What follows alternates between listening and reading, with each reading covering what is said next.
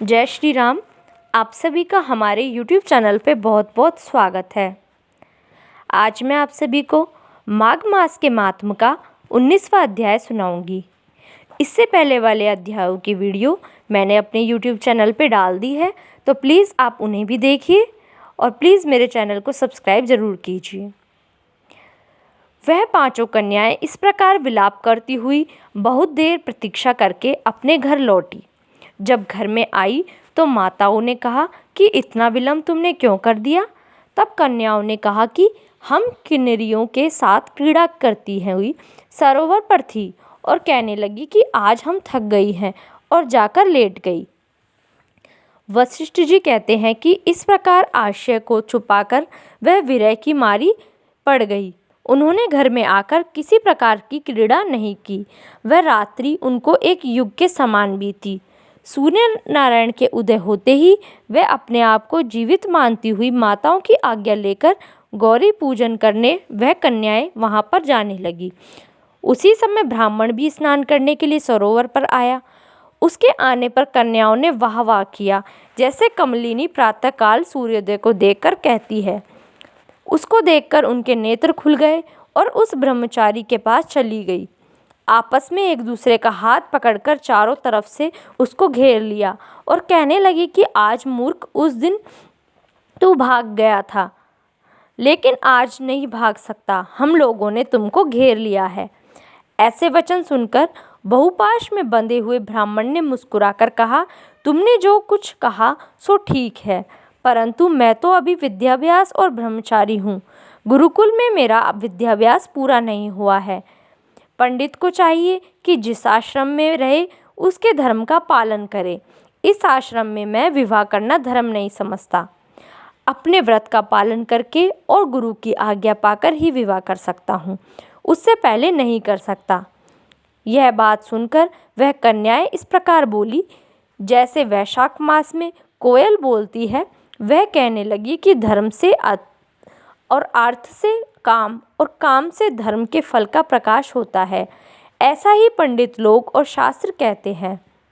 हम काम सहित धर्म की अधिकता से आपके पास आए हैं, सो आप पृथ्वी के सब भोगों को भोगिए। उस ब्राह्मण ने कहा कि तुम्हारा वचन सत्य है, किंतु मैं अपने व्रत को समाप्त करके ही विवाह कर सकता हूँ, पहले नहीं कर सकता। तब वे कन्याएं कहने लगी कि तुम मूर्ख हो।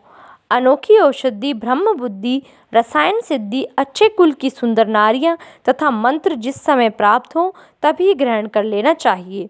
कार्य को टालना अच्छा नहीं होता।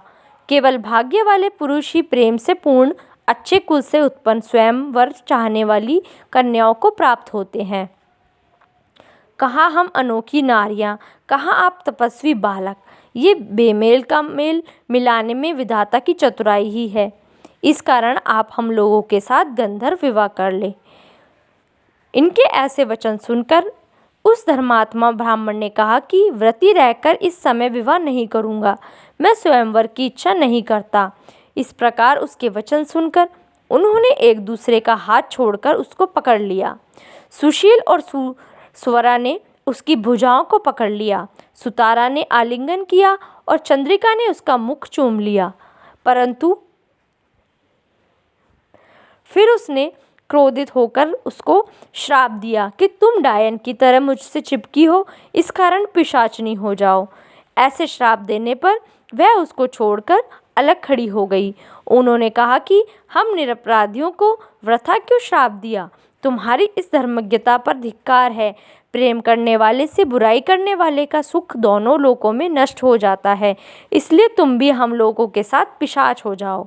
तब वे आपस के क्रोध से उस सरोवर पर पिशाच पिशाचनी हो गए और बस पिशाच पिशाचनी कठिन शब्दों से चिल्लाते हुए अपने कर्मों को भोगने लगे।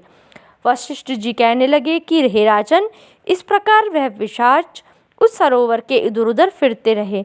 बहुत समय पश्चात मुनियों में श्रेष्ठ लोमश ऋषि पौष शुक्ल चतुर्दशी को उस अच्छोद सरोवर पर स्नान करने के लिए आए।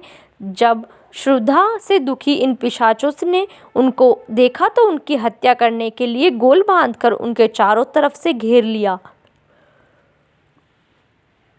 वैद्यनिधि वैद्यनिधि ब्राह्मण भी वहाँ पर आ गए और उन्होंने लोमश ऋषि को साष्टांग प्रणाम किया। वे पिशाच ऋषि के तेज के सामने ठहर ना सके और दूर जाकर खड़े हो गए। वेदनिधि हाथ जोड़कर लोमश ऋषि से कहने लगे कि भाग्य से ही ऋषियों के दर्शन होते हैं।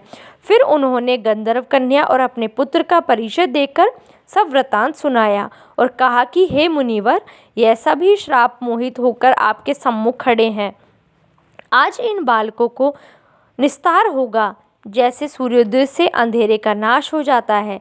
वशिष्ठ जी कहने लगे कि पुत्र के दुख से दुखी हुए वेदनिधि ब्राह्मण के ऐसे वचन सुनकर लोमश ऋषि के नेत्रों में जल भर आया और वेदनिधि से कहने लगे कि मेरे प्रसाद से बालकों को शीघ्र स्मृति पैदा हो।